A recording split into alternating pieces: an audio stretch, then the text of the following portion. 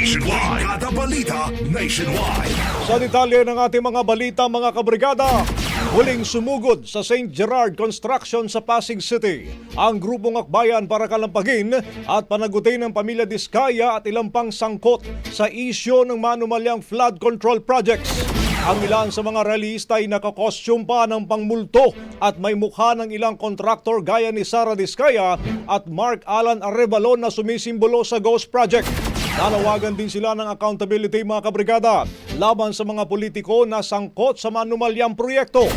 Bilang bahagi naman ng seguridad, bantay sarado ng pulisya ang mga rallyista upang hindi na maulit pa ang nangyaring pambabato ng putik at pag-vandalize sa bahay ng mga Diskaya.